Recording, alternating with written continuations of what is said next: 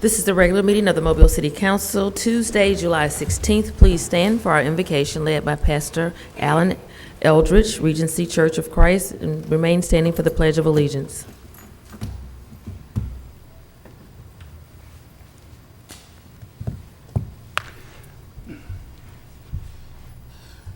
Our Father, may your name be honored and glorified throughout all the world.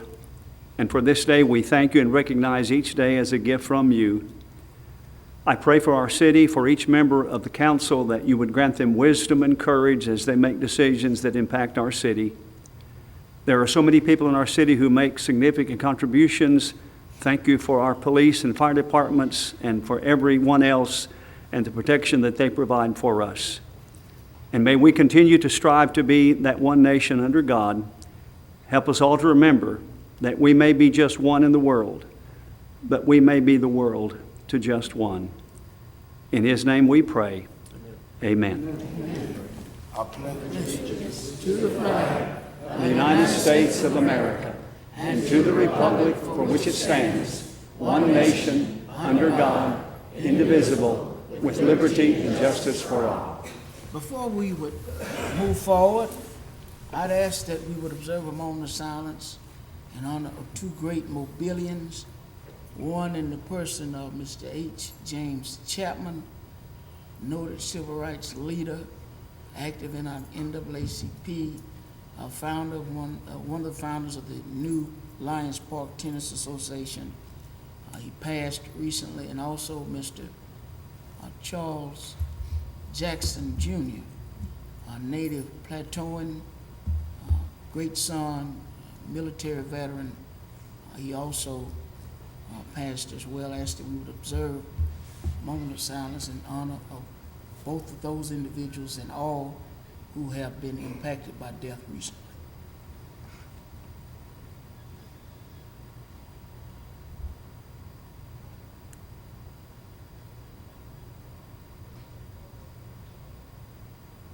Thank you.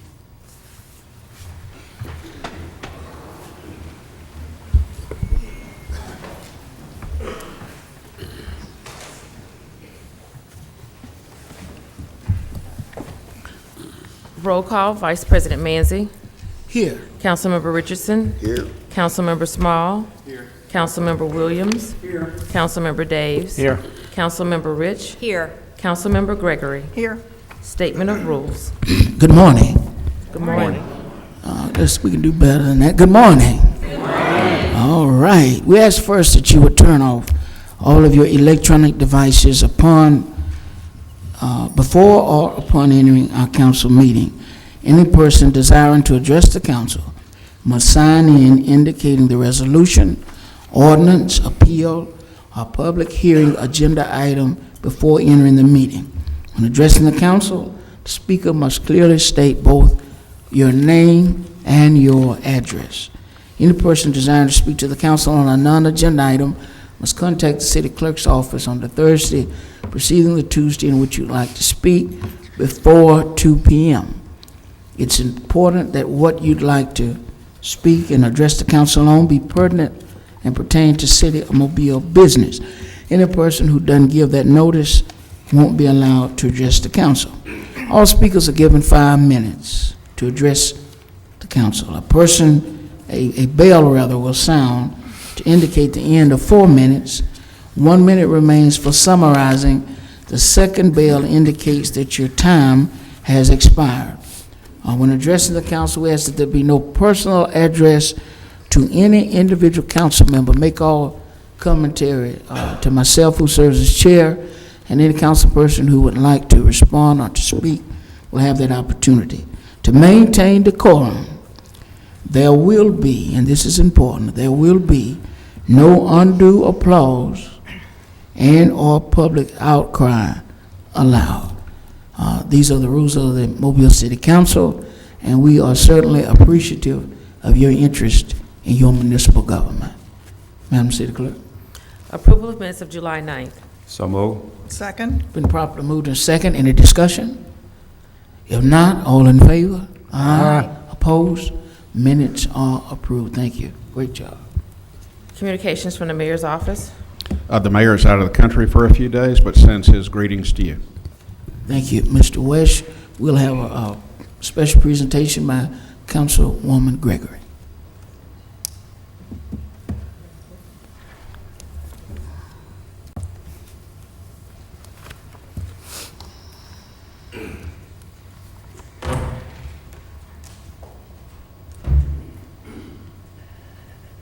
Good morning. Good morning. Good to see everybody in the audience here today, especially as we make this very special proclamation. And in doing so, I would like to invite Dr. Bill Barrick to come to the podium. And Jessica, if you want to come with. I'm sure you all recognize this gentleman. And you are doing well. He has just finished some surgery and home health care, and you've graduated from home health care now, and he's out walking around, so it's good to see you out and about, Bill. Thank you. All right. Well, again, this is a very special day for us, and of course for Bill and for Jessica. You know, I've known Bill and Jessica for a very long time, as I know most of you have. And everything that Bill has meant to this community, and Jessica as well, because they've both been very involved, we just want to say a very special thank you to them on what is upcoming for you, Bill. So, whereas Dr. William Barrick is retiring, I can't believe it, but he's retiring as Executive Director of Bellingrath Garden and Home on Friday, July 19th, after almost 20 years of dedicated service. And whereas he has managed the 65-acre historic estate, served as a trustee for the Bellingrath Home Foundation, the estate of Walter and Bessie Bellingrath, and under his direction, the Gardens and Home have become a major tourist destination on the Gulf Coast, attracting 110 visitors every year. Whereas Dr. Barrick earned his BS and MS degrees from Auburn University, a PhD in landscape horticulture from Michigan State University, and is a graduate of Leadership Georgia, Leadership Mobile, and Leadership Alabama. Wow. Whereas he served as an assistant professor in ornamental ornamental horticulture, that's a hard one to say, Bill, at the University of Florida, an affiliate professor in ornamental horticulture at Auburn University, and for nearly 20 years, he served as Executive Vice President and Director of Gardens at Callaway Gardens in Pine Mountain, Georgia. And whereas Dr. Barrick was honored with the American Horticultural Society's Liberty Hyde Bailey Award on June 4th of 15, Auburn University College of Agriculture Outstanding Alumni Award for the Horticulture Program, and the 2019 American Public Gardens Association Service Award during their annual conference in Washington, D.C. Whereas he is the author of the American Horticultural Society's 25 Great American Garden Plants, didn't know there were only 25, co-author of the American Horticultural Society's Southeast Smart Garden Regional Guide, a contributing writer for How to Achieve a Heaven on Earth, and serves on numerous civic and community organizations. Now, therefore, I, Gina Gregory, council member of District 7, along with everyone here on the Mobile City Council, do hereby proclaim today, Tuesday, July 16th, 2019, as Dr. William E. Barrick Day in the city of Mobile, and we urge all citizens to join with us in congratulating Dr. Barrick, and sincere congratulations on his service and many, many years ahead of good health for you and for Jessica. And congratulations on what a career. Thank you. Outstanding. Outstanding. Outstanding.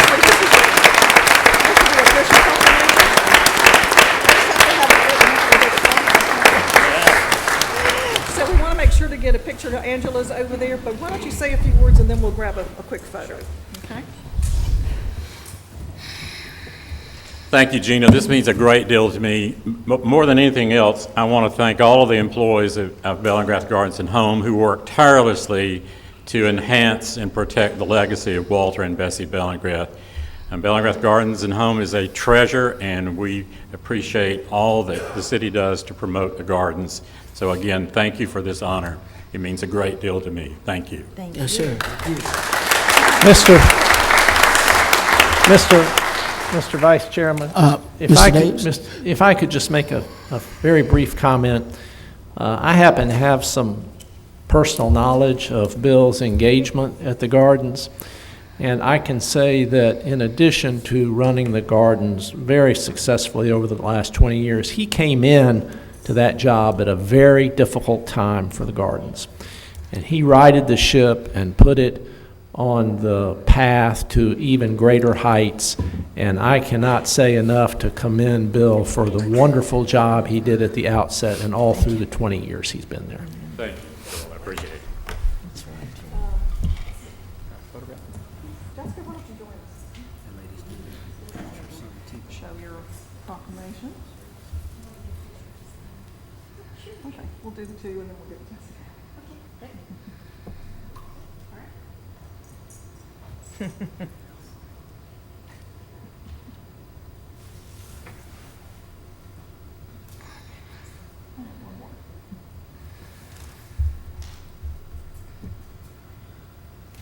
Thank you, Jeannie. Appreciate it. Thank you.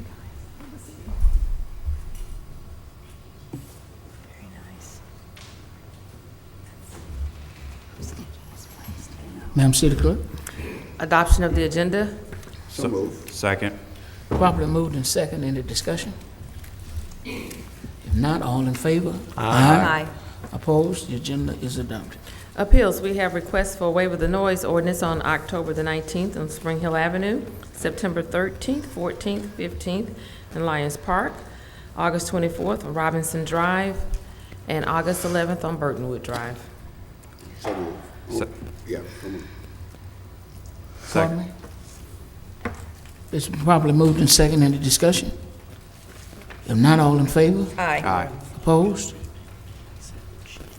Today is the appeal of Jim Walker concerning the tree commission's approval of removal of a live oak tree at 600 Church Street.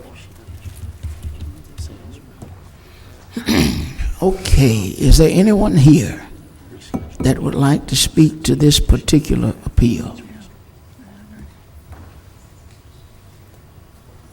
Okay, we'd ask that if you'd come down and give us your name and your address, please.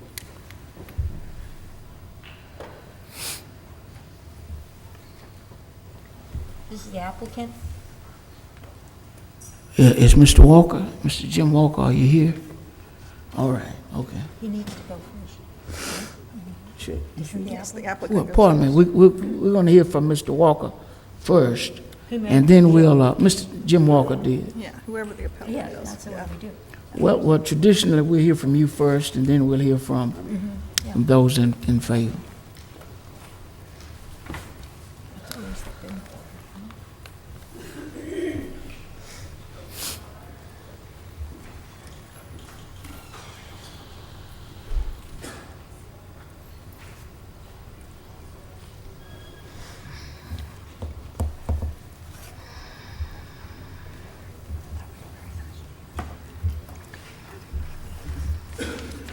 Councilman, I'm Jim Walker. I live at 602 Church Street.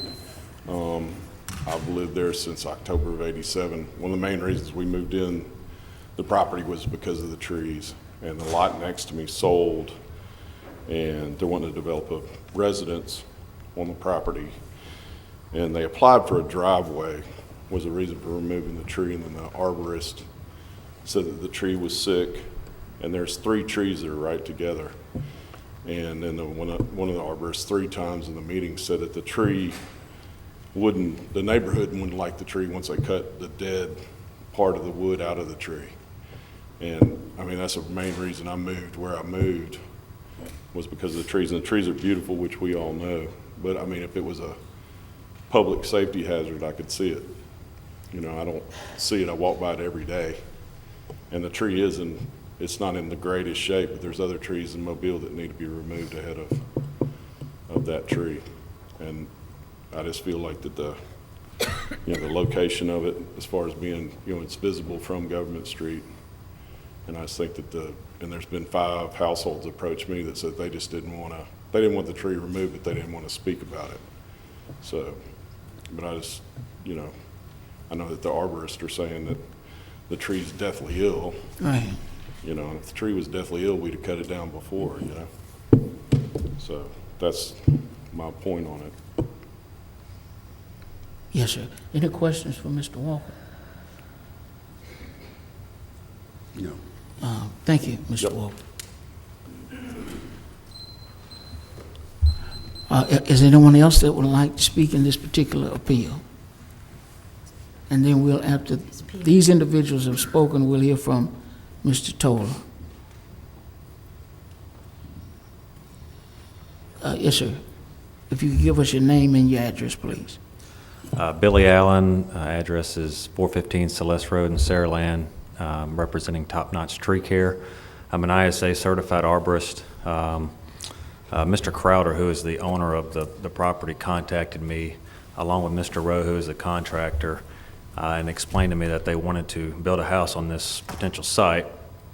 First thing to consider was they wanted to maintain the existing trees. So we were looking at, the site and the trees, and I did happen to notice one tree that had some excessive wounding, some very large dead wood, 20-inch caliber and up, that's in the tree. I think there's some pictures that y'all have seen concerning that. There's also some pretty significant decay at the bottom of the tree, which is where the tree has its anchorage.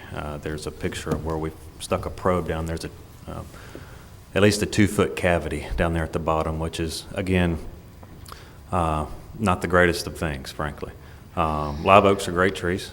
They're very good at compartmentalizing decay, but even at that, they have their limits. And so to bring this tree into an acceptable risk for the city and for the potential home builders, such a significant amount of material would have to come out of the tree to make it. It really would not be aesthetically pleasing at all.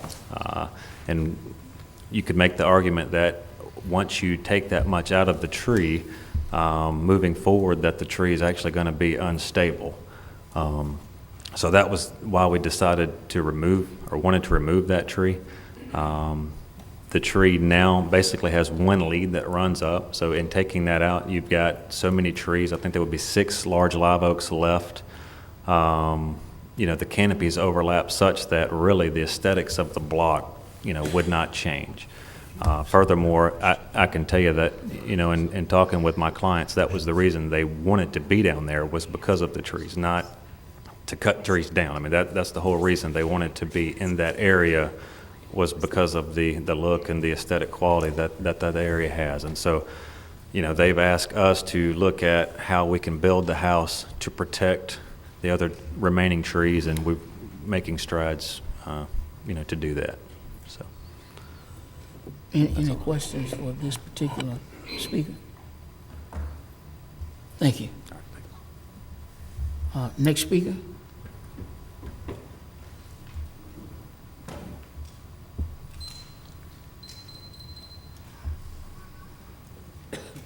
Jesse McDaniel, 1153 Old Shell Road. Good morning. Good morning. Just here speaking as a representative of the Tree Commission.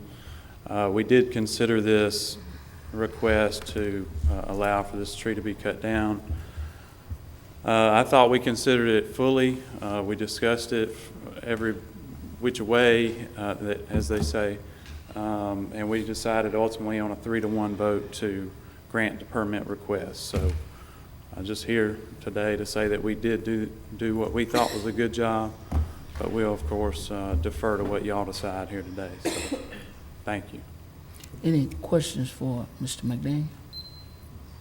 I want to thank you for your service on the Tree Commission, Yes, Mr. sir. McDaniel. You do Thank you very great much. job. Thank you. Next speaker?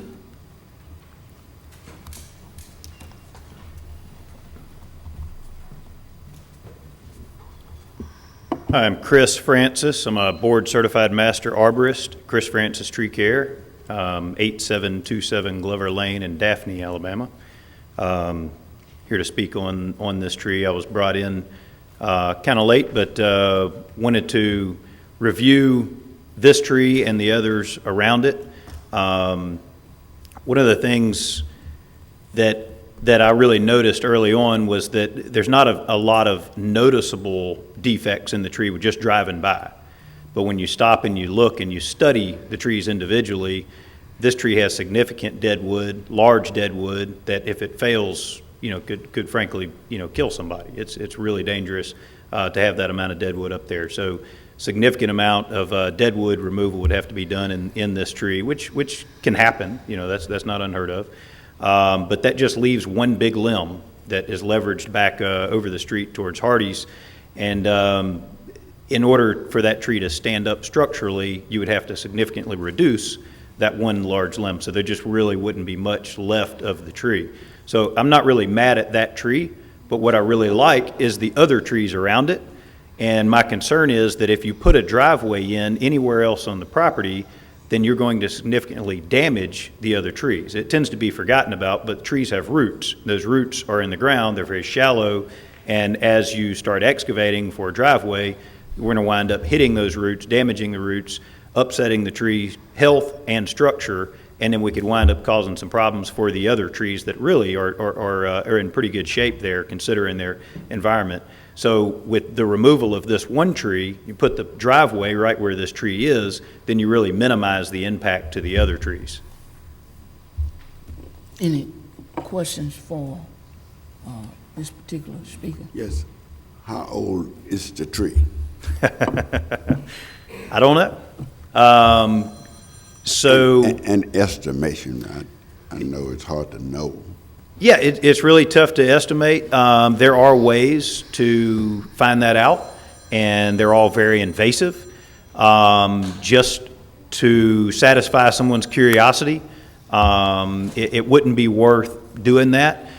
My best guess would probably be somewhere around 50 years old, but it was probably planted there, and but it's trees can range in their size based on their environment that they have, and so the DBH that I recorded on that tree was right at 41 inches, and if it grew roughly an inch or so every year, then that would put it, you know, somewhere in that range. So I don't expect that it's several hundred years old. I don't see that. Thank you. Thank you. Yes, sir. Would anyone else like to, before Mr. Toller will come, would anyone else like to speak? Mr. Toller?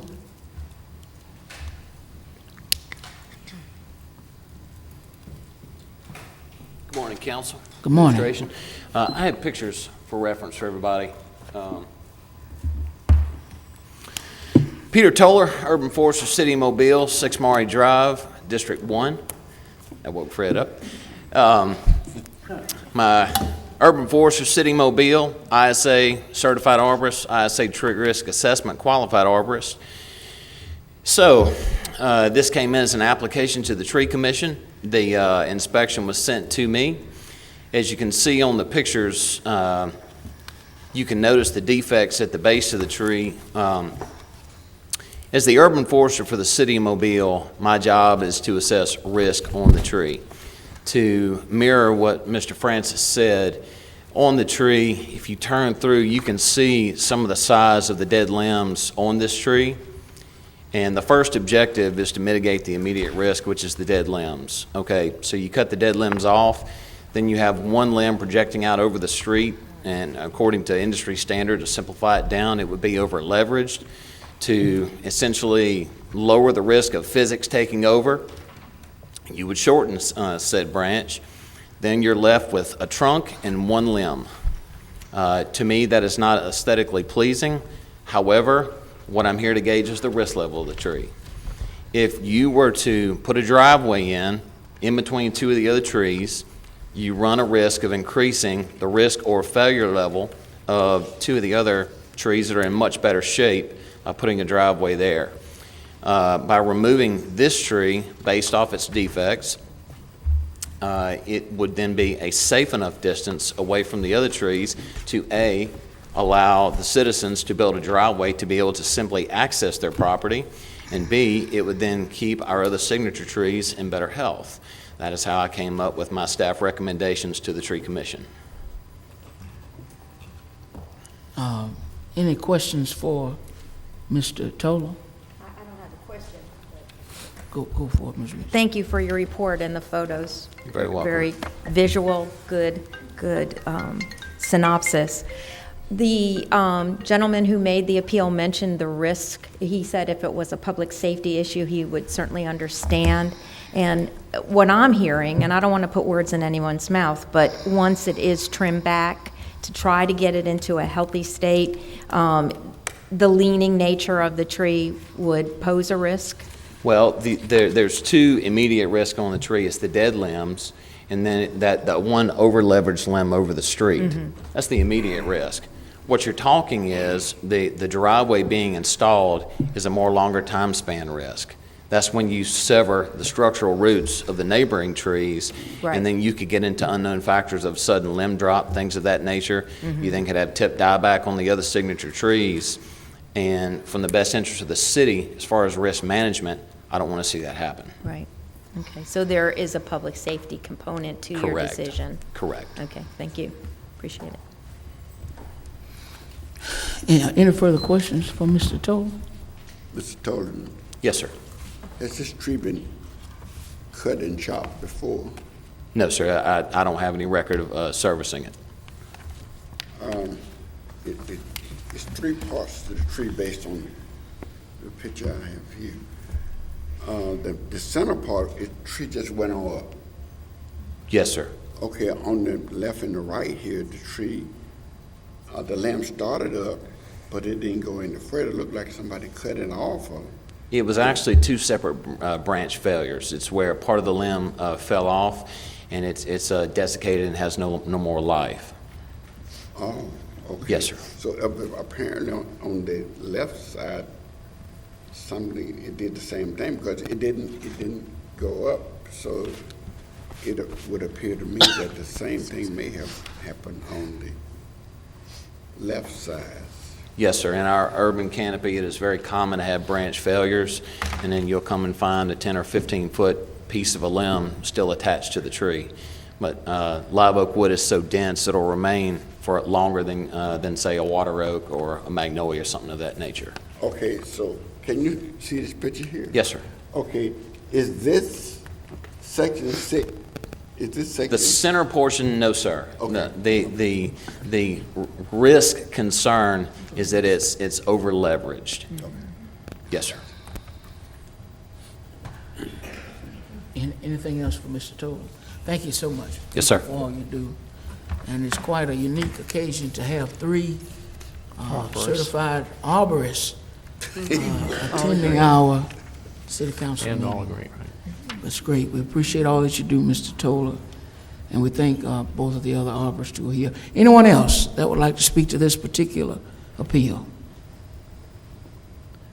Mr. Chair, Mr. Williams? I was, just for those who are listening or observing this, my decision will not be based on anything that we heard here today, but rather what we didn't hear, and that is that we didn't hear anything different. We didn't hear that the planning or that the tree commission acted outside of its normal.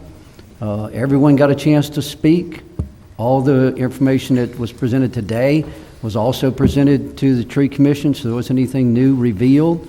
And it is not the position of my office or of me that we should overturn because we disagree. That our job here today is to decide whether or not the tree commission acted within its power, within its authority, and did so rightfully and gave everyone an opportunity to present their case and considered all those things. So for that reason, if there's no other discussion, maybe I would offer a motion to uphold the decision of the tree commission. Second. It's been properly motioned and second. Any discussion? I think Mr. Williams just summarized what our responsibilities as council members are when it relates to appeals from the tree commission. We have to ultimately decide whether or not they were off base in making the decision that they made. And after hearing the commentary from all of the speakers, I think it's pretty clear that they followed the rules that they need to have followed. Any further discussion?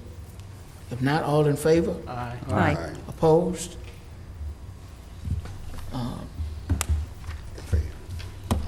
Public hearings. Today is a public hearing to declare the structures at 1859 Jones Avenue, 561 Plum Street, and 454 Maple Street public nuisances and ordering them demolished.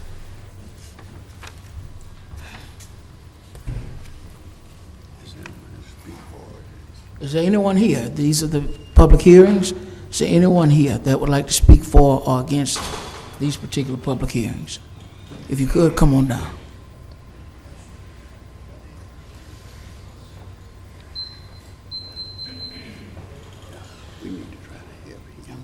Good morning, Council. Good morning. My name is Eric Thompson, and I live at 2055 Costa Rica Street. Yes, sir. And I'm speaking on the 561 Plum Street Yes, address sir. that you named. The house itself, I was kind of informed by one of the city representatives that came out and looked at the house, and it's a duplex, and it was kind of, passed on to me to, I guess, tear the house completely down. But it's a large house, it's a duplex. And the back part of the house is where the damage and where the structure is. And what I'm requesting is to really kind of get more time to properly, get it cleared out so that I can get it evaluated from, like I said, I've had one architect come out and look at it and kind of give me price per square foot that what it would take to renovate completely. And also considering the fact that by it being a duplex, it may be a situation where, you can just remove the back piece and leave the front, and that, the time perimeters there is what I'm looking for, so that I can have more time to properly evaluate, what needs to be done, from here moving forward. So that's what I'm looking at, just requesting some more time. Any questions from members or statements from members of the council? Yes, sir. Mr. Vice President. Yes, sir. I have known Mr. Thompson all of his life, and they operate a business in the area where this house is located, and probably the only business down there. They operate a grocery store. They operate a barbershop and a laundromat. He and his family, well, let me just say, it's a lot of blighted property in this neighborhood. He and his family have dedicated themselves to the proposition of removing as much blight as they can. They have purchased a number of those blighted homes, rehabbed them, and they have someone living in them. All he is saying that he can do the same thing for this house, but he needs some time. If he didn't have a reputation, we don't have to guess whether or not he's going to do what he said. He has a reputation. That's what they've been doing down there. So I said, give hope a chance. Keep hope alive. I certainly agree with you. I'm quite familiar with the Thompson family. His dad, his mom, they really have been some of the lifeblood of that section of the community. I Yes. proudly represent it, and there's blight on every corner in that particular community, and they've worked hard to eradicate a lot of that blight. I'm inclined to give him 6 months to try to come up with the plan and chart a course forward, and I have no doubt that is exactly what they'll do if given that amount of time. Would that be sufficient, Mr. Thompson? Yes, that'll be fine, sir. Yes, Okay. definitely. Any further questions? If I could make Mr. Williams? just an observation. Yes, sir. Certainly respect the council representative for the district and will support that, that he leads us to, for the best of the community. But it says it's unsafe. The house is unsafe. Is the property secured so that, our real concern is people getting there and being hurt? And not only the blight, but that's, this is a safety thing. Is it? And I mean to cut you off, but what has happened is where some years ago, it was a limb, like I said, it was a limb, I guess, fell through it, and I had covered it with the tarp, and that particular tarp, gave way, and that particular side where they're, where they're talking about, it fell inward. And since then, it has been, I put plywood across there, so you can't just, easily, as far as just walk up and just go up in or anything like that. So I would, I would imagine that's the part that they're saying that it's, unsafe. It's secured. And John, yeah. You understand though, Fred, that's my only deal. I agree with you. Okay, all right. Mr. Thompson might be the victim of a overactive neighbor whose own property is blighted. She's a Rubberneck Jones, minds everybody's business but her own. And she's turned him in. I've ridden by his property, I've ridden by hers. She needs to do something about hers. I'm gonna turn her in. We're gonna fight blight. Got him down here, she needs to be down here.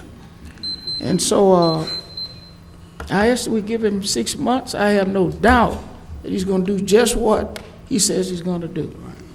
And so, thank you. Any further comments or questions for Mr. Thompson? If not, thank you. Okay, thank you. Anyone Thank you, else that would like to speak relative to these public hearings? The public hearings are closed. Presentation of petitions and other communications to the council. Reggie Hill.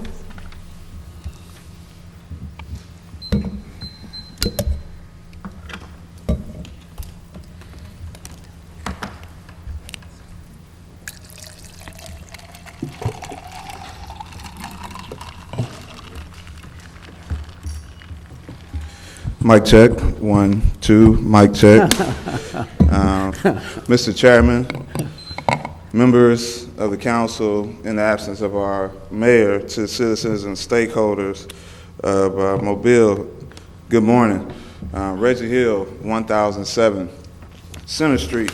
I rise today to speak about the municipal code for our city, particularly Chapter 38. I sent in some information to the city clerk's office, which said we would speak on sections 9, 13, 15, 20, and 22. I will be a lot more brief today, however, because I was very, very, very elated, very delighted.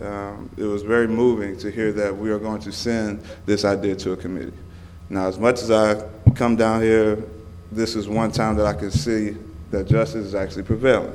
This is all that this is about, an opportunity for citizens to come down, articulate a message, present a position, and see how we can work alongside our elected leaders. And by going to the committee, that is the first step towards us actually doing something that is going to improve the quality of life for our citizens in the city of Mobile.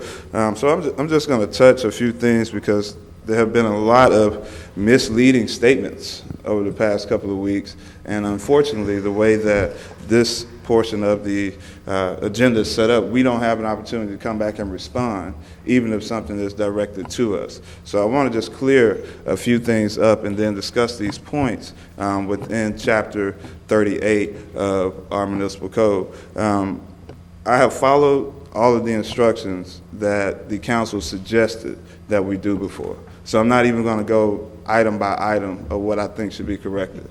Just know that once we do all of those things and there is nothing happening, we have to come to this body.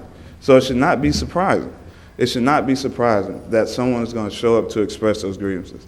Now, each of those things, and people can go back and watch the record, watch the video, those things that the council suggested that I do pertaining to this subject matter, I have done. And when there's nothing else to do, this is where we come. So I hope that you will be understanding to that position. Looking at these chapters, 38, 39, which basically identifies this idea of a signature bond. This is basically what this identifies itself as. We had the chief who came down and spoke about the idea, along with other members of the council, who were saying, if something happens, you're given a ticket, you go before the court, and then it's up to you. You can either pay the fine, or you can basically sit in jail if you don't have the resources for the appeal. We don't discuss, which I believe would be, and I could ask the good man from District 4, I believe within the 14th Amendment of the U.S. Constitution, there should be some clause that's identified within this particular portion of our municipal code, which allows for that opportunity for the signature bond to actually be clearly stated to a person who is facing this. Everybody here is not as wealthy as most of the people who attend these meetings. And I know, just looking at the stats all over the country, of the 2 million people that are incarcerated, more than 400,000 are in jail simply because they can't afford the bail.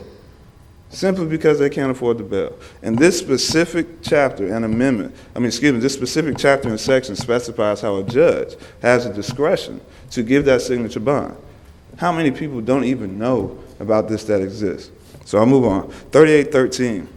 This is a chance where we have people who are indigent, where we have those people who are considered poor, who may not be able to meet the deadlines as well. We have here where they can come back and get credit for them working. The minimum amount is like $10 or something a day. I think that this is something that this committee needs to be looking at. Community service hours should be added into this. If you have young people who can come in and that can be a way for their means to get this taken care of, we need to set it up to do it. Adults as well. We look at 3815, where the judges have the opportunity to extend the cases. This means that we can go here and we can put all these additional fines on stuff that we have. Why isn't this same level of accountability held for police officers that give tickets for laws that don't exist? This is stuff that we need to look at as a committee. This is stuff that needs to be added to this section. We look at 3820. This is where it actually says, which I was told last week and the week before, that this isn't possible, where the mayor and the judge can reverse all of this. Mayor and the judge. Now, I'm asking if there's any legal interpretation that I don't understand. Please clarify it for me. But the same stuff that I was told couldn't happen is supposed to happen. Now, this last piece, because I know my time is winding, 3822. We heard this morning that the chairman said, well, we're supposed to receive quarterly reporting. No, 3822 says we're supposed to have it monthly. That's not 4 times of the year. We're supposed to have 12 reports given about how this stuff is happening over there. So I've sent all the information over. I'm still hoping that I'm going to be able to sit with the chairman of this committee, my representative, and I look forward to this committee meeting. I would love to be a witness, somebody on the panel, to actually discuss the findings that's actually going on so we can improve this. And thank you for the opportunity to speak. Mr. Vice President. Yes, sir. Mr. Hill started out by saying this is his first time of all the time that he's come here, witnesses justice really being done. I want to tell you and all of the members of the public, it's not the role of the council to mete out justice. It's the role of the court. We are not judges. We make the laws, but if somebody violates them, it's not our issue. If the police pull you over because of a law we made, it's not our problem. You can either pay the ticket or you can go to court. If the court rule is not, we can't go and tell the judge, take your ruling back. You have to appeal the decision of the judge. But it seemed like I was impugned by saying every week we just mete out injustices. We don't deal with that down here. If you come in here looking for justice, you're in the wrong place. You need to go to court and get justice. That's not what we do. 99.9% of the items we vote on, we didn't put them up here. It was put up here by the administration. We just vote on them. It has nothing to do with justice. And all of us can vote. Some of us can vote no, some of us can vote yes. It's based on how we see it. It's not a matter of right or wrong. It's a matter of how we interpret it. What effect is it going to have on the people we have to represent? If something is on here that's going to negatively affect the people I represent, my answer is no. I don't care if everybody else's answer is yes. My answer is no. Now, when something is put on our agenda, and it's going to affect all of the citizens in the city of Mobile, it's going to a committee. So the citizens in the city of Mobile can come down here and talk. For instance, the convention center, it's going to eventually go to a committee where everybody going to have a chance to say what they got to say. Civic Center. Civic Center, the Civic Center. Because it's going to have some effect on everybody. It's going to come to us. We're going to have a meeting on it and offer everybody a chance to come. It's not a matter of right or wrong, justice or injustice. A decision is going to be made. Whatever decision we make, some people are going to disagree with it, some people are going to agree with it. It's not a matter of right or wrong. It's a matter of how we see it. Just want to straighten that part of it out about justice. That's not what we do down here. Mr. Davis? Thank you, Mr. Vice President. I would just like to reiterate what Councilman Richardson said. When this form of government under which we live was created by our founders between 1783 and 1789, they decided to separate the powers of government between three separate independent divisions: the executive, the legislative, and the judicial. And they established firewalls between each one of these divisions of government. What's executive belongs to the executive. What's legislative belongs to legislative, and what's judicial belongs to the judicial branch. Now, that form of government doesn't exist across the world. As a matter of fact, it's very rare, very strange, very peculiar to this country. In England, for example, they have a parliamentary system where the legislative and executive functions are combined in one entity. But that isn't the case in this country. We have no power to exercise executive or judicial functions. Those are reserved to those two sections of the government. We make the law. We don't enforce the law. We don't decide whether you violated the law. Thank you. Thank you, Mr. Davis, and we're appreciative of Mr. Hill's interest. He's one of our regular attendees and regular speakers, and we look forward to creating a committee to deal specifically with our municipal court and its interactions. This is something that we've been contemplating for a while. Appreciative of Councilman Small and his interest in this morning's pre-council meeting. And we look forward to working with the presiding judge and director of courts and anyone else to make sure that we continue to have a great and well-functioning municipal court. Madam City Clerk. Donna Moody in place of Jamie Wentworth.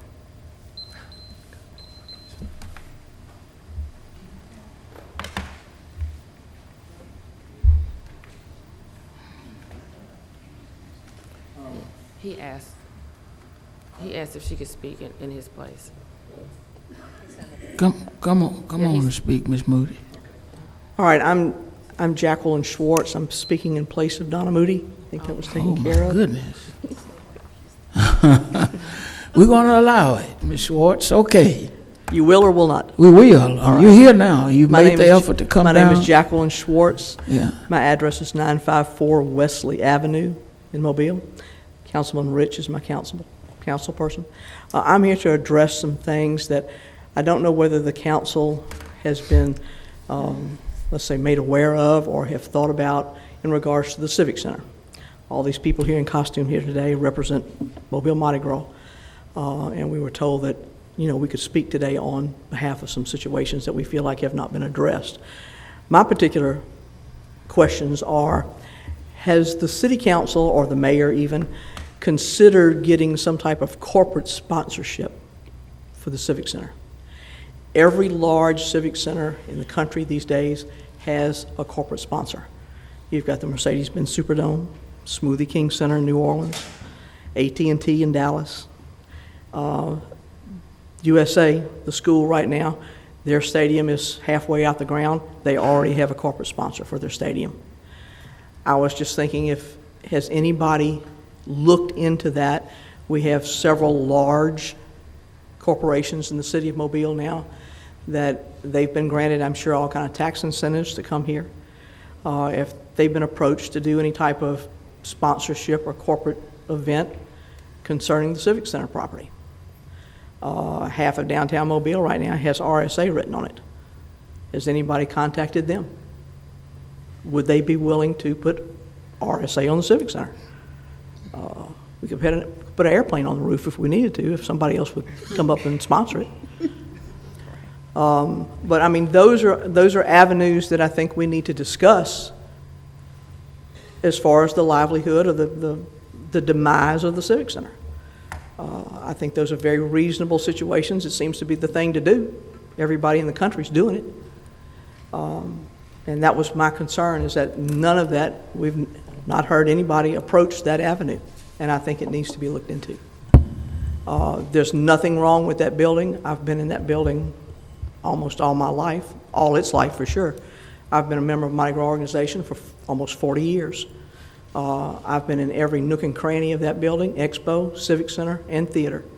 And the building appears to be in pretty good shape. It just needs refurbishing. I would hate to see that building destroyed when it could be refurbished and brought back into the prime that it needs to be.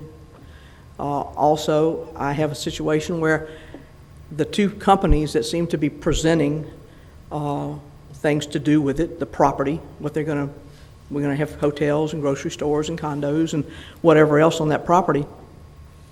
Has it been brought up about what are you going to do with the parking that the cruise ship uses in that parking lot? If they're going to cover it up with all kind of new things, what are you going to do with those 150 cars that are parked there every day? Because the cruise center's terminal will not hold all the cars. I mean, we love having Carnival here. I enjoy having Carnival here. We've made all kind of gratitudes and jumped through hoops to maintain Carnival's position here. But if they are going to be missing 150 parking places, something needs to be done. Has there been consideration made for where y'all going to put those cars? We always talking about, let's get a bigger boat. You can't hold the cars for the boat you got now. Let's get 2 boats. Again, you can't park the cars that you've got there now. I feel quite sure we're not going to build a new parking garage down there.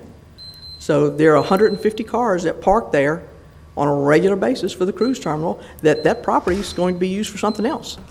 Somebody's going to have to provide those parking spaces for those cars. And I don't recall that being brought up anywhere. So I think those things need to be addressed prior to deciding who's going to do what with that property.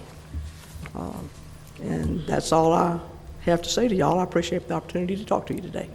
Thank you. Thank you. Thank you very much. Ashley Adams.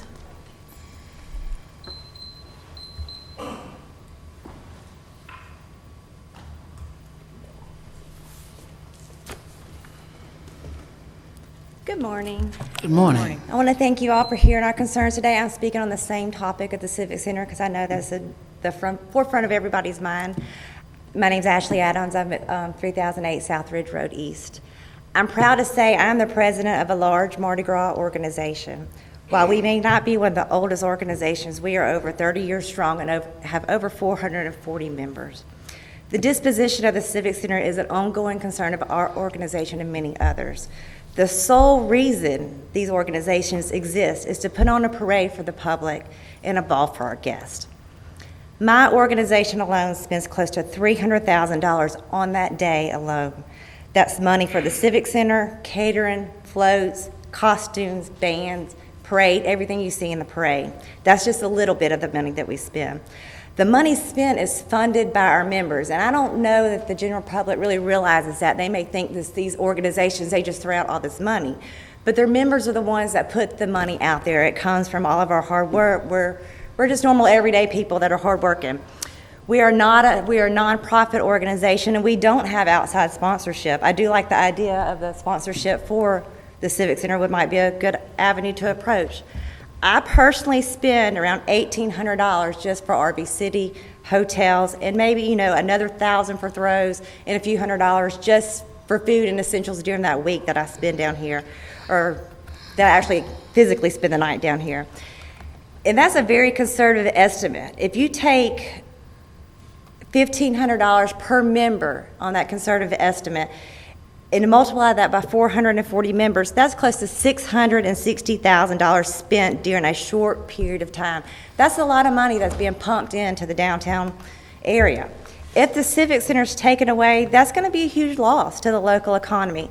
And remember, I'm just speaking about my one organization. There's 15 organizations that utilize this Civic Center for the mobile balls.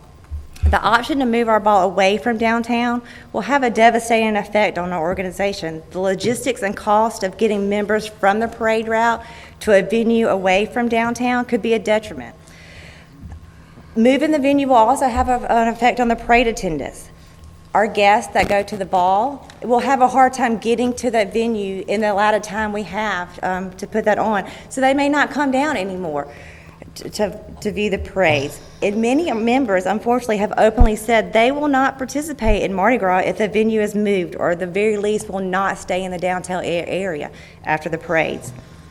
If my one organization spent close to $1 million alone, why would you risk the devastating economic impact that the loss of 15 organizations that hold their ball at the Civic Center could be? We're just asking that you choose an option, whether it bring the Civic Center up to the standards that needs to be, make the improvements that need to be, because the structure, I think, is very sound. Or at the minimum, leave that Civic Center where it is at this point until there is a viable option to replace it in the future. Thank you. Thank you very much. James Alexander.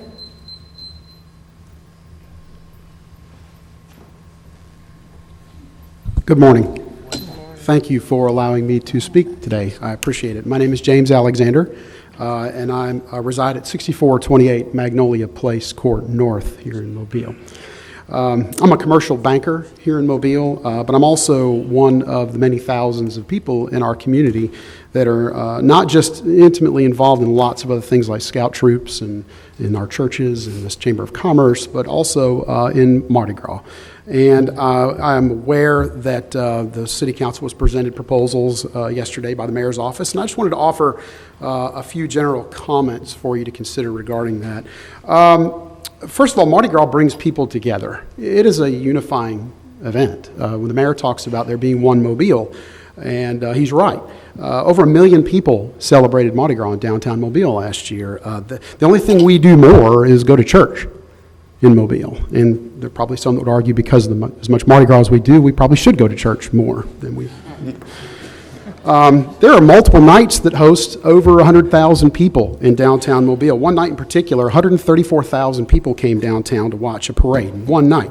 That's 70% of the city population. That's 40% of the county population.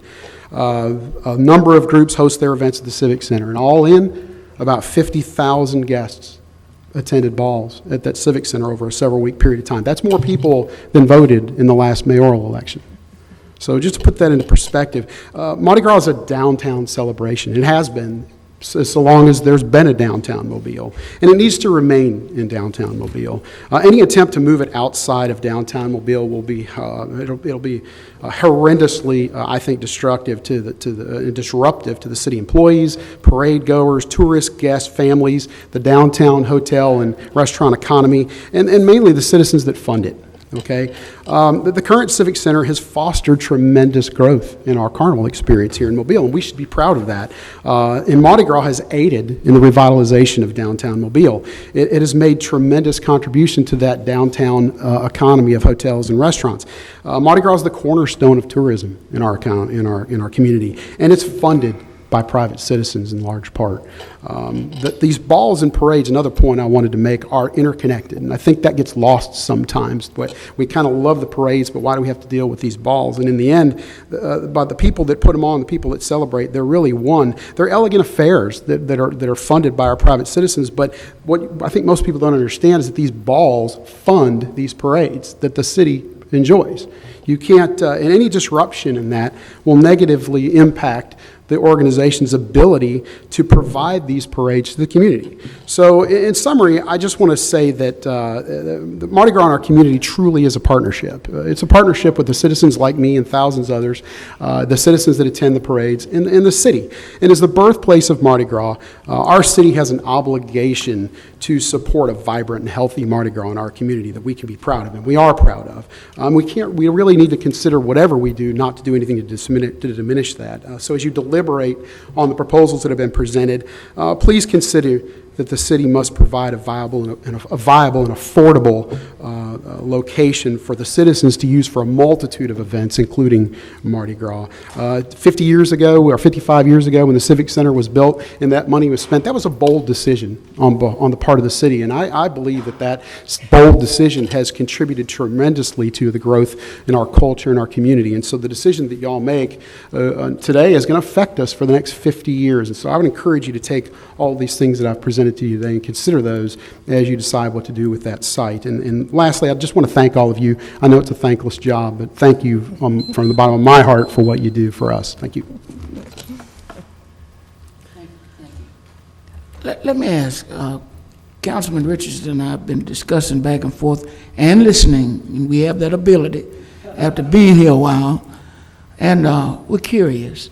Everyone here that's here concerned relative to the Civic Center and connected to a Mardi Gras Society, will you raise your hand? Everybody. Okay. All right.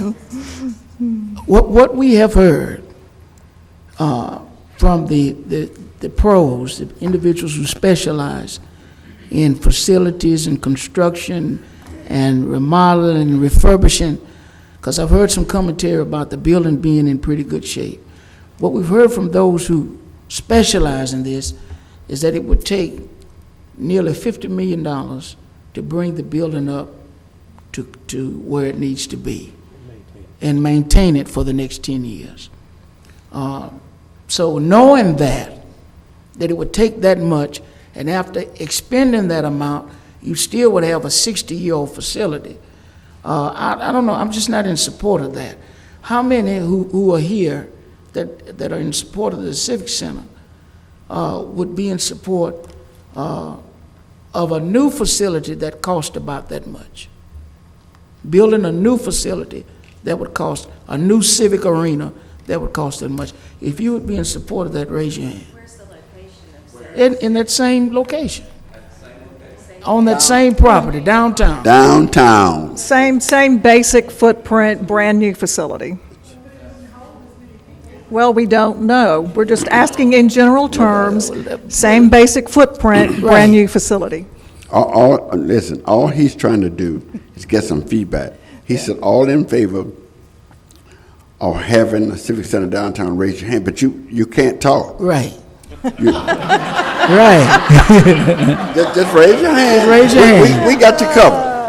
Okay, we got you. We got Right, you. but can I don't want to put words in That's your- okay. Come on, in Councilwoman the Lee. chairman's mouth, but are you saying that would accommodate Mardi Gras Right. events? Oh, yeah. They would So, have that accommodation. at the same location? Well, you're going to have to, what we'd have, again, we can't have dialogue. I'm sorry. Wait a minute. We can't have, that very last rule I mentioned was no public outcry. And I stressed that. I just asked you to raise your hand. Now, surely you'd understand that in order to build a new facility, you'd have to tear that one down, and then it would take some time for a new facility to be built, but you'd have a brand-new facility. Okay, thank you. I would just Mr. want to Richardson? say, if you look at Huntsville, Birmingham, Montgomery, Tuscaloosa, any city close to our size, they all have civic centers. And for us to say, let's not, we got the Sanger Theater, hold about 2,000, and we don't really need nothing else. That's going backwards. If the leaders in 1964 felt like we needed a civic center, surely in 2019 we're not going back beyond. We need a civic center to bring shows, 10,000, 5,000. We need a place for that.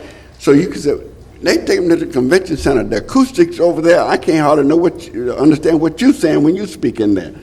So to bring a show in there. We got to have. So I would be in supportive of in the same general area, building a new one myself. I don't know how far we're gonna get with that.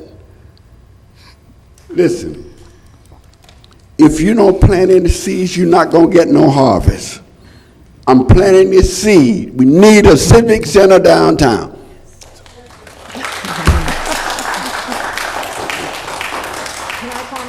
Yes, Mrs. Thank you very Rich. much. And I appreciate everyone coming down because I know you have other places you could be at or need to be at. So thank you for showing up on this particular subject. The council learned as a whole yesterday the two selected developers. And we learned, which hopefully there was a PowerPoint that we're going to try to get out to as many people that want to read that PowerPoint for themselves as well. And when the Cordish Group, the name that we were talking about now, and Sterling was the other group, the Cordish Group showed an open air type of facility that they have built elsewhere. And among council, that got some pushback about it being appropriate for Mardi Gras. We know it today and how it interfaces with the activities. So the mayor stressed that this is the first blush of the two, top risen developers that have come forward and offered ideas. One more with pretty drawings and things because they've done this elsewhere. The other more static and block drawings, but still pretty similar on a mixed use of the facility, with an understanding that there are concerns economically about developing back a civic center.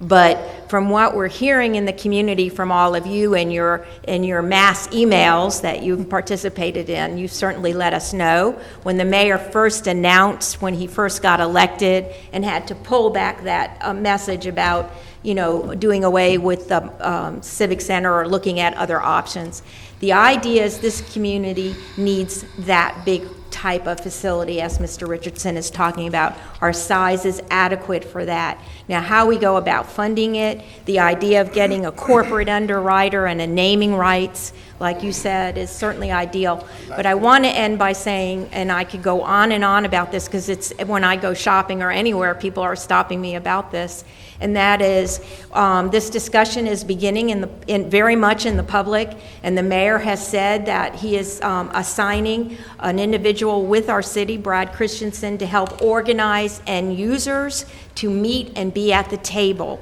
So that's going to be very important for feedback.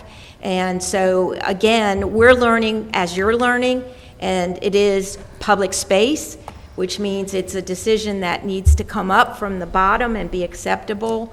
And again, there's a cost factor, and these are the kind of things we need to keep talking about, and then actually acting at some point, because we know we're with a facility that is no longer viable in the sense that it hasn't had big maintenance in forever. So it's been patches and Band-Aids. But this city is big enough. I agree with Mr. Richardson. We would be remiss if we didn't turn back a facility. But again, how are we going to pay for it? So keep that in mind. Thank you. Mr. Chair? Ms. Gregory? Yeah, thank you. And I too welcome everybody here today. It's great to see you, especially in all of the costumes. Thank you for coming. And you've heard a lot already from my colleagues here. And of course, yesterday was really our first time seeing what the top two proposals are. We've been able to read some things in the media about what the proposals are in these two companies, but of course, as Mrs. Rich said, that was our first blush at seeing these two proposals. And while they had some very similarities, they were very different as well. The mayor yesterday did mention that he is taking these PowerPoints to the community to show everyone the proposal so that you all are able to see what we saw, ask your questions, and get feedback. He also mentioned yesterday that he understands that we must accommodate Mardi Gras balls, and Mardi Gras parades. So the mayor too gets the emails, and I think he understands that. He mentioned parking, he mentioned corporate sponsorships, all of those things that you all have talked about, he mentioned that, so it's not something that's not on our radar. We would love to have Airbus, come put Airbus Civic Center, whatever. Big airplane on top, sounds great to me. But we know that this is just a beginning point for us. Whichever of these developers is selected to move forward will then take another 6 to 9 months just doing market study. And that will include talking to the community, talking to the end users, so that we know exactly what it is we need to put there. It might be a blend. Maybe it'll be a blend of a civic center, theater, and live. We don't really know yet. The idea of a live is really enticing, I think, to bring people downtown. But we don't need to forget the fact that we need a venue. We need something that will accommodate our Mardi Gras balls. But of course, you have to understand, and I think you all do, that whether we refurbish, whether we totally demolish and rebuild, either way, the Civic Center is not going to be available temporarily, or at least some sort of venue like the Civic Center would not be available for some time while we work on this. So, I think this council is very well aware of what your wishes are. We are learning as we go and getting information, and I know the mayor and his staff are, so I just appreciate everybody working with us and coming down to provide your information, and we will all just be in touch, because we want the best for Mobile. We know what Mardi Gras means to the city of Mobile, and just don't think that we don't understand. I have the honor and privilege of representing the area that the Civic Center is in. And my neighborhood, my immediate neighborhood, would be impacted by whatever decision is made. And that also includes the Church Street East neighborhood. So while you all may come down, periodically for your various balls and for your parades, we're going to have to live with what's ever decided. So certainly we want to do what's in the best interest of all of the citizens of the city of Mobile. This is an expensive proposition, either route you go. It's an expensive proposition, and no one likes paying taxes. No one likes increased taxes. But in order to have better, it's going to take money. It's going to take money. We realize, as my colleagues have all said, the importance of Mardi Gras is in the lifeblood of Mobilians. When I travel across the country and mention Mobile, 9 times out of 10, somebody brings up Mardi Gras. It means a lot to this community. It means a lot to our tax base. It means a lot to our restaurants, our hotels. We've got to find a way to move forward progressively while not forgetting and cherishing what has made this city special and unique. So we're getting the emails. As a matter of fact, we've got them. You really don't have to send us that anymore. Just letting you know, you have made your point. And it's the same message. See, really, you don't have to send anymore, but if you want to, that's fine. But we appreciate all of you coming down today. I'm going to let you know up front, I'm for a civic center, like I was for Ladd Stadium. There are certain things a community ought to have that we ought not sublet to somebody else. And a community as big as ours and as big as we could be, if we move forward progressively, needs things like a football stadium of some size, a civic center of some size. We've got to work those things out, but what I can guarantee you is this will continue to be, once it gets over in our lane, a very public and transparent process so that everyone's voices can be heard. You might not like, or everybody might not like the end game, but everyone will have an opportunity to let your particular perspectives be shared, and we're listening. And I know the mayor is listening. His administration is listening. And we want what's in the best interest of this entire community. So again, thank all of you for coming. You all have really dressed up our council meeting, and we appreciate you coming down. Mr. Davis, Mr. Davis, and then Mr. Williams, and Mr. Richardson. Yes. Okay, thank you, Mr. Vice President. If there was an easy solution to this, it would have been arrived at by now. Whether we spend $50 million fixing up the current facility, or whether we spend an equal or slightly more amount building a new facility, the debt service, one way or the other on that, is $8 million a year for 30 years, I think they said. So absent additional revenues, that $8 million has got to come out of existing expenditures in the budget. Now, over the last 5 years or so, the significant savings have been made in the operating funds, in the operating account, and we have moved most of those savings into expenditures in the capital account, which is how we're paying for the paving of the streets and the correction of the drainage and sidewalks and all the other capital programs that have been going on.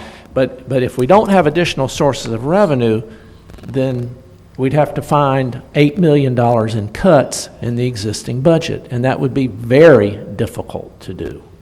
Very difficult to do. So it's not an easy solution. My sense of it is that we're going to have additional revenues associated with whatever we do over there in order to, and it's unlikely those additional revenues are going to pay all of the $8 million a year. But we've got to have some form of additional revenues over there in order to reduce the impact of those additional expenditures. Thank you. Mr. Davis is a former banker and our finance chair.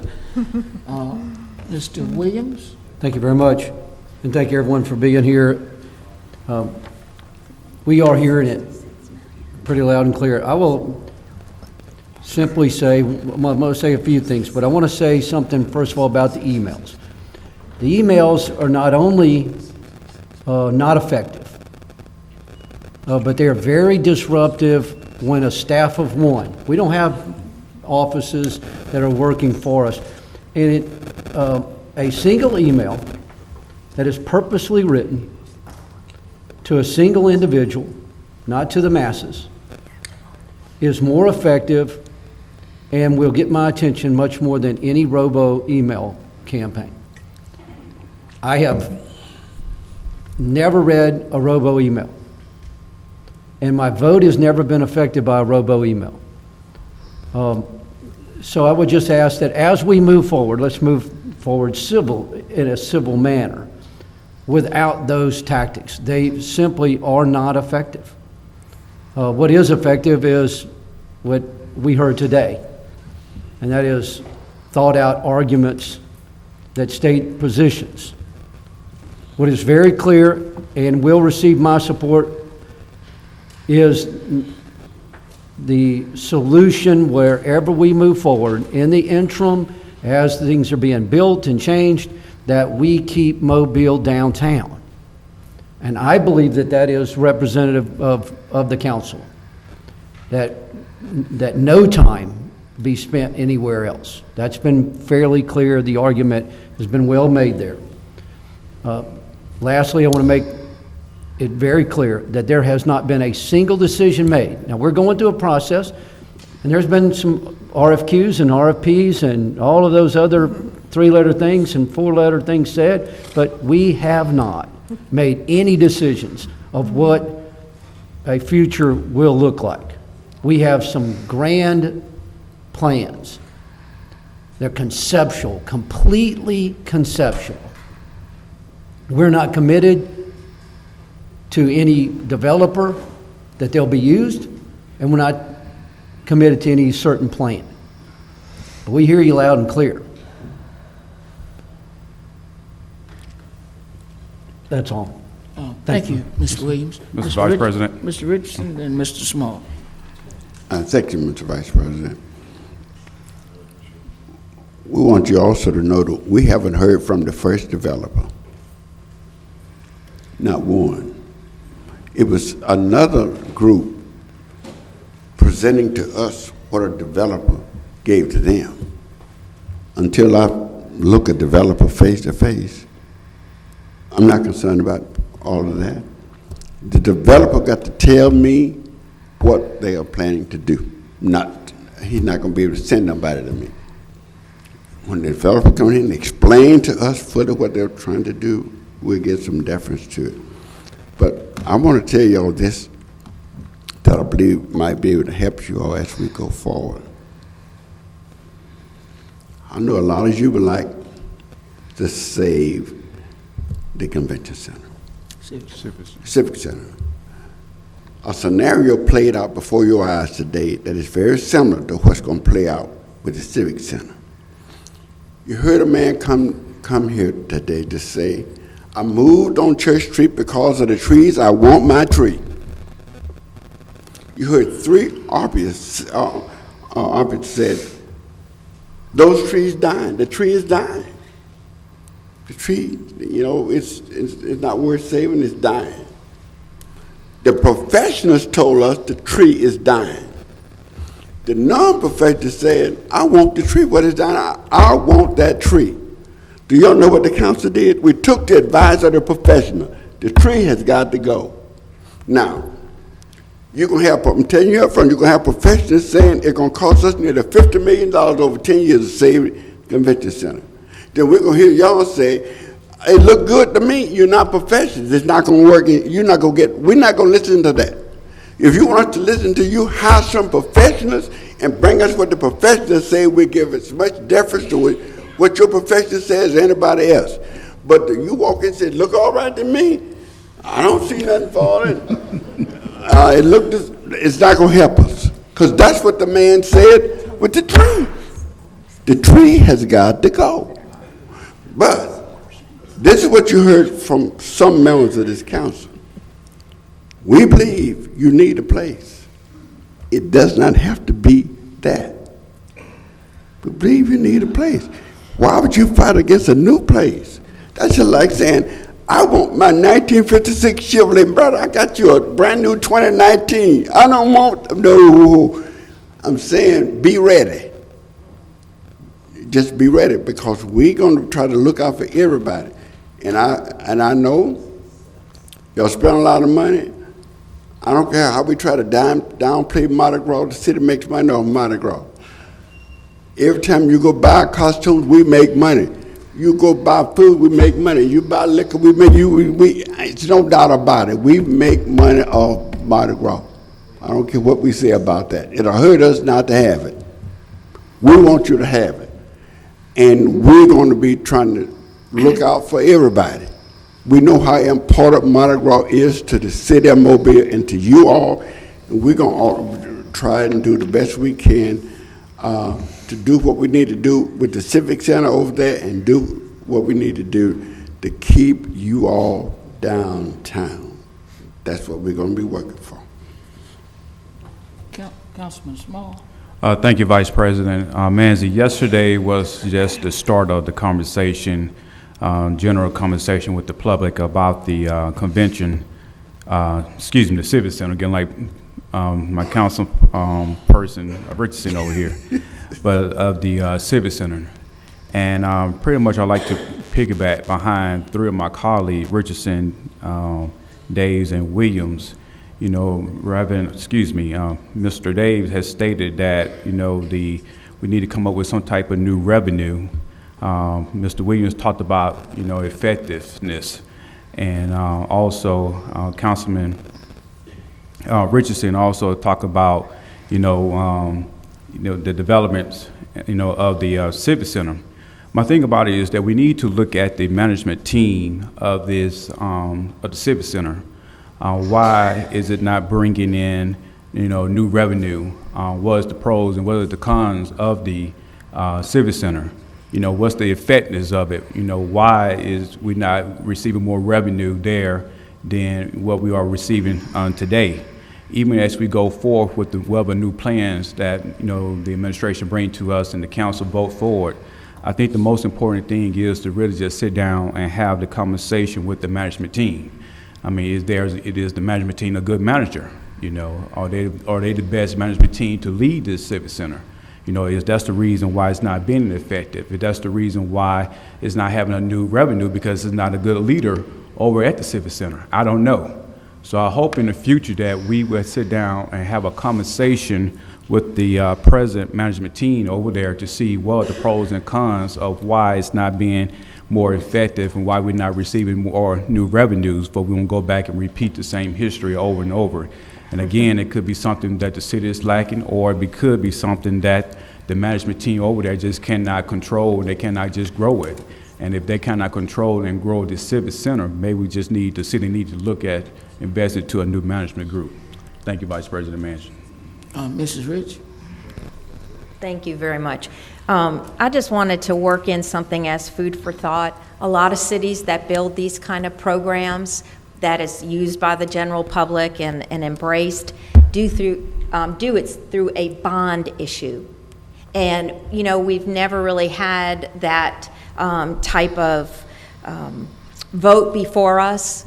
But if there's a way to build a garage that has a revenue stream, we still have to build the garage, but you can figure out exactly what it would cost, perhaps, as a fee or some kind of impact on your property. Well, I don't know. I guess we'd have to call it a fee, because if we're doing a property tax change, then that comes out of the State House, which is very cumbersome. But there are ways to do this and fund it, but it takes the entire community being behind it, just like when the city schools came to us, the county schools rather, and Mobilians took it different than people out in the county. This would be something that would come to the city citizens, not because it is a city-owned facility. And again, this is exactly what would be very ripe if this community was open to a bond issue as a way to fund something that really stimulates the growth on those 22 acres. So I just want to put that out there. All right, again, thank all of you for your interest, and we look forward to further dialogue. Madam City Clerk. Sure. You mean you're not going to stay for the rest of the meeting? Great day, y'all. Arky. Can you call me? I'd like to hear what you, just give me a call. All right. Man, we're going to be a ghost town. No, I think it means they trust us, right? Everybody goes back. Well,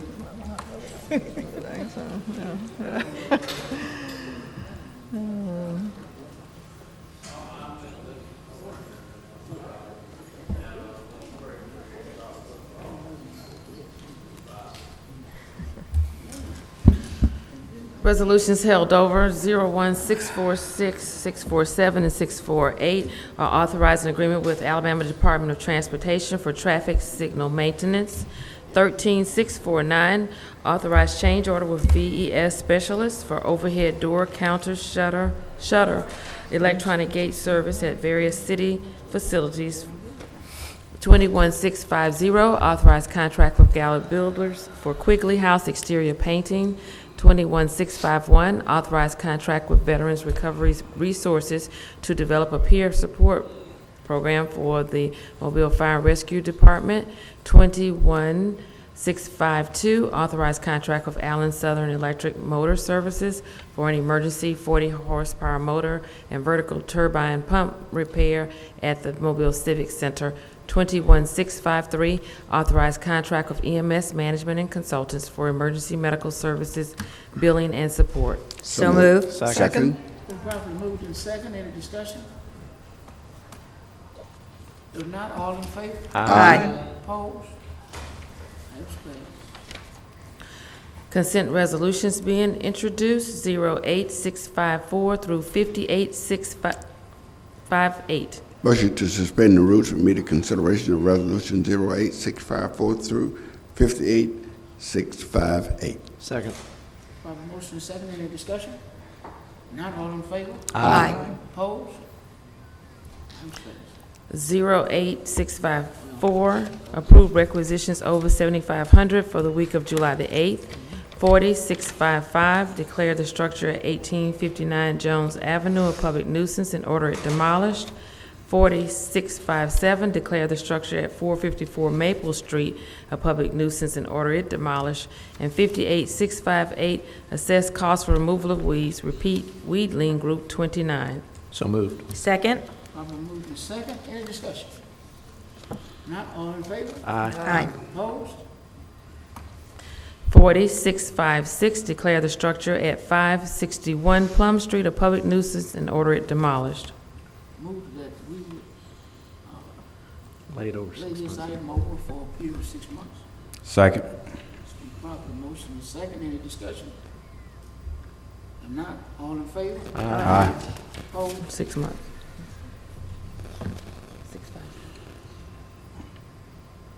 CIP resolutions being introduced for the first time, 21659. By Council rules said, motion to suspend rules for immediate consideration of 21659. Second. Council moved and second. Any discussion? If not, all in favor? Aye. Aye. Opposed? 21659, authorized contract with Lieb Engineering Company. Lieb. Okay. Lieb Engineering Company for Azalea City Golf Course drainage improvements. So moved. Second. Probably moved and second. Any discussion? If not, all in favor? Aye. Opposed? Resolutions being introduced for the first time, 01660 through 03678. By Council rules said, the resolution will level for 1 week. Announcements. Mr. Richards? Yes. Thank you, Mr. Vice President. I would like to give an update on the drainage construction site over on Florida Street between Laughlin and O'Shell. I have had a meeting with the engineering department, and I have been advised that this project will be completed by the end of August. And I think today they had some issue with a utility company where they're going to limit. I think you can go from the north. You can leave Dolphin Street and go up Florida Street, but you can't leave O'Shea and come down. That's just for today, and tomorrow you ought to be able to go both sides. But the good news is they told us one time it'll be November before they would be through, but the word we got now is that by the end of August they'll be through with this drainage project, and that is good news. I'm going to give an update on Mobile Street. We set out to beautify Mobile Street, and lots of work has been done to do so. On the west side of the street, we have plenty blooming crepe myrtles. We have banners. We have decorative lighting, and USA has agreed to keep the grass cut every week, and they are doing that. On the east side of the street, we are liking with trees and decorative lighting. Starting this week, they're going to start putting in additional decorative lighting on the east side. The main thing is we want the east side of the street to look like the west side. So they're going to start this week. They're going to start work on putting the new beautiful decorative lighting on the east side of Mobile Street, and that will be a sight to see. And they can't plant the trees they need. Now this is not planting season. I think they said December will be the earliest that they can put the trees out there. But new trees will be planted, but at this time they're going to be putting in the new decorative lighting on the east side of Mobile Street from Spring Hill Avenue to University Drive. Thank you. Mr. Williams? Thank you. In my comments earlier, I did fail to mention, just for those who are still listening or concerned about it, WPMI, I don't know if the other channels did the same, but I think it's my15tv.com or something like that. It has the entire meeting of yesterday afternoon concerning the proposal. They did I understand it's the entire meeting that is available. I just looked it up on the website. There is a film there. So for those who are wanting to watch that. But that's all. Thank you. Mr. Small? Thank you, Vice President Manzi. On last Tuesday, we met at the Riverside Baptist Church dealing with the Perch Creek parks. It was a very well attended meeting on last Tuesday evening. I'd like to thank all the residents, and also like to thank the city for coming out on last Tuesday to talk about the Perch Creek parks. And it was a very well discussion meeting. Many residents was able to voice their opinions and their wants and their don't wants, what they would like to see and what they do not like to see at the different parts at the south end of DIP. Again, looking for this project to really be kicked off in the next couple of months, and hope that this project will be very successful. Well, I really do know that this project will be very successful, not only just to have just the parks in the DIP, but just bringing more lights down in the South DIP way. On this coming Thursday, we will have a community meeting at the St. Monica Catholic Church on Dolphin Island Parkway. And this meeting will be talking about Fry Park. Again, this meeting will be on Thursday, July the 18th, 2019 at 6 o'clock p.m. Excuse me, not at St. Monica, at Maryvale Elementary School Auditorium.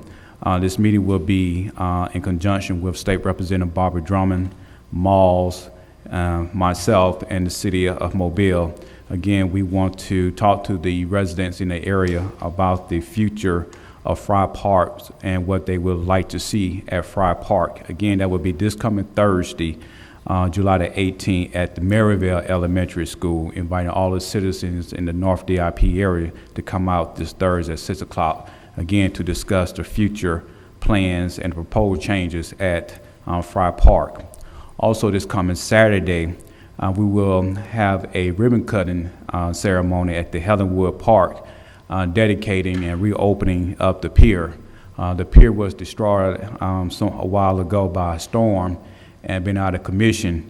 And finally, we got the pier back together, and we're ready to cut the ribbon for the citizens can go out and enjoy the fishing at Helenwood Park. Helenwood Park is located at the south end of DIP by the Dog River Bridge, inviting all the citizens and throughout Mobile, not only just District 3, to come out this coming Saturday for the rededication of our pier at the Helenwood Park at 10 o'clock a.m. And remember that District 3 is the place where things are happening. Thank you, Vice President Manzi. And congratulations on that pier at Helenwood Park. I know you've been working hard on that. She's gone. Ms. Rich? Thank you very much. I just want to remind everybody that the Public Services Committee meeting of next week at 2 o'clock in the council's conference room. This will be a report from the firm that did our street assessments project and contract. So everybody interested in that, and of course the Public Services Committee. Another meeting of the Public Service Committee will be August 2nd, also in the same room at 2 o'clock. Meeting with all utility companies to discuss infrastructure damage in the rights-of-way and complaints that have surfaced. So I urge all council members to be present if their time permits, and of course the committee. And we are also going to have an update from Alabama Power on the status of poles in our rights-of-way and conditions and removals. That's something we've been talking about for a number of months, if not a year now, about the number of poles and leaning poles and all the equipment and whatnot. So we'll get another update from Alabama Power as well. Thank you. Councilwoman Rich, shouldn't that be August the 6th? August 6th for that one. You said the 2nd. Oh, I'm sorry, August 6th, and then next week is the 23rd for Public Services Committees, both Public Service Committees. Yes. Thank you. Mr. Davis? Thank you, Mr. Vice President. We had scheduled a meeting of the ad hoc committee on sales of city-owned real property for this afternoon at 2 o'clock. I was advised earlier today by Ms. Kessler in the City Legal Department that she would request that that meeting be rescheduled. And so we will not meet this afternoon, and we will be rescheduling that meeting. And then we have a Finance Committee meeting at 9 o'clock a.m.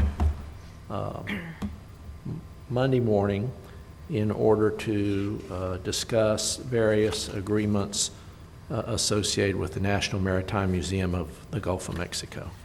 9:00 a.m. Monday morning. Thank you. Thank you. As we discussed in this morning's pre-council meeting, we would be appointing a committee relative to the municipal court. I'm going to ask that Councilman Fred Richardson would chair that committee. Councilwoman Joel Davis would be a member, along with Councilwoman Gina Gregory.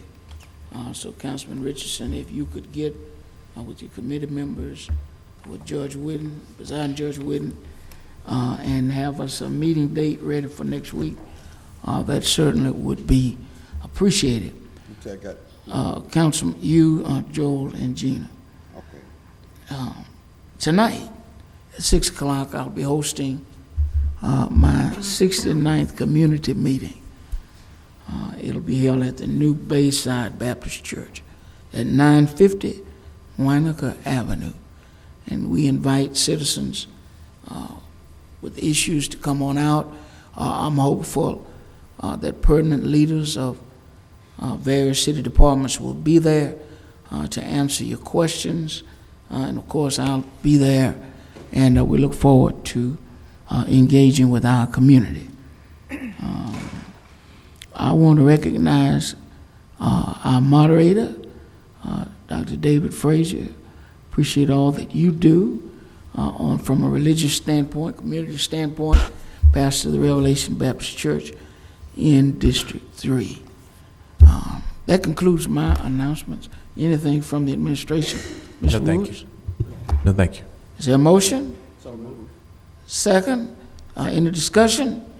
Not all in favor? Meeting is adjourned.